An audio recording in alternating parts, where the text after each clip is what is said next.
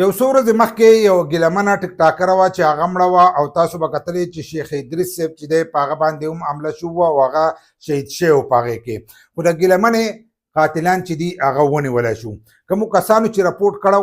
هغه کسان چې دی هغه د هغې قاتلان وختل د هغې پلار د هغې رور د هغې تره د هغې د تره زوی چې دی دا وختل هغو رپورټ کړی په نورو کسانو کړی چې دا د ځمکې مسله وه او د هغې د وجې نه چې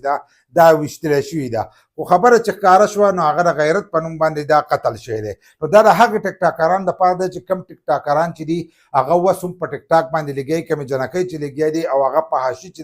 دا خوارۍ نو هغو چې دی د خپل رور د خپل تره د زوی د خپل تره د خپل پلار د لاسه چې دی هغه به مري دا د هغو لپاره یو سبق دی چې تاسو دا کار چې دی دا غلط کوئ او هغو ته خلک چې دی پیغور کوي نو دغې پیغور د وجې نه چې دی نه هغو د خپله لور چې دا وجلې ده خو د انسان قتل کول چې دي دا نه دي پکار د هغې خلاف چې دی قانوني کاروایي کول پکار دی خو زموږ په ملک کې هم داسې حالات دی او داسې قانون دی چې د هغې خلاف چې دی کار هم نه کېږي ځکه چې دوی په ټیک ټاک باندې ټایم په ټایم باندې دا پاشي کوي کرور د تره زوی دی خلاف کاروایي هم وکړي خو سبا ورځې هغه بیا راوځي او بیا هغه ټیک ټاک چې دی هغه استعمالوي په هغې باندې هغه پاشي چې دا خورئ خو دا د حکومت کار دی چې هغو له د دې خلکو نیوه چې دي دا پکار دی چې کم خلک په حاشي چې دا په ټیک ټاک باندې خوارئ کنه دغه شانتې د غیرت په نوم باندې مرګونه چې دي دا بار بار کېږي که تاسو وګورئ ګیلمنه چې دا جنۍ خو زه داسې زیاته نه پېژنم نه چاته مخکې له راغلې ده داسې ځکه زه دغه خلک نه ګورم نو ماته پته نه لګي خو ګیلمنه څه شی ورسره و څه نوم ورسره و خو هغه چې دا